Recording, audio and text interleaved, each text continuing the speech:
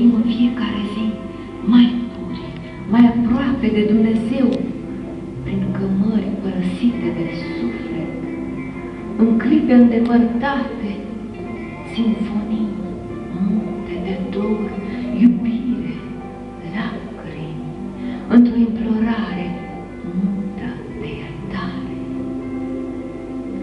Tu nici nu știi că existi, eu nici nu știu că existi. Migrăm însingurați prin noi, căutându-ne, căutându-ne, căutându-ne până dincolo de stele, până dincolo de univers, până dincolo de noi, unde pierduți rămânem pe veci. Ne naștem și murim în fiecare zi. Tu, femeia din adâncul sufletului meu, atingi ușor pământul. Trupul ți se îmbolnăvește de dragoste.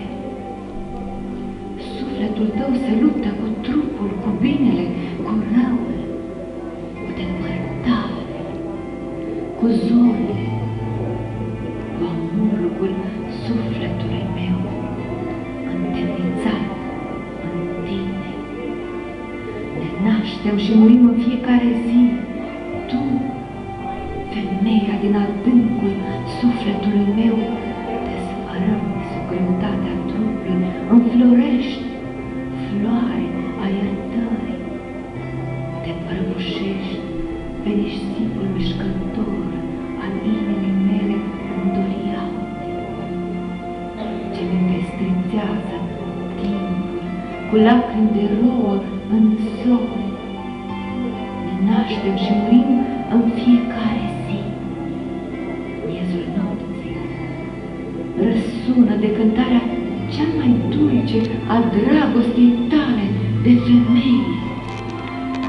Nu te zgârcești a mărcătușa la marginea sufletului în lănțuiri, încăușpat, împovărat cu speranțe, cu vise, cu dulce melancolii.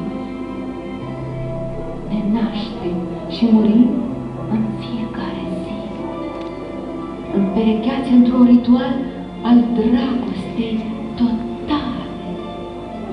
Eu, tu, suflete hoinare, migrăm prin noi, prin lumea aceasta disperată, învinsă de grijile zilei, învinsă de pâine și apă.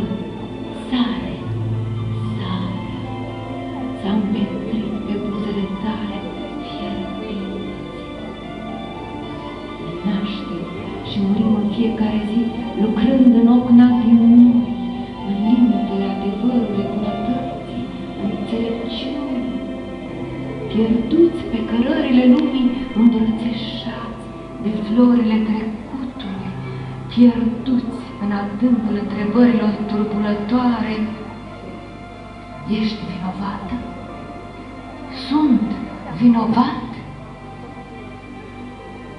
În fiecare zi, ocnașul din mine se declară vinovat de iubire, vinovat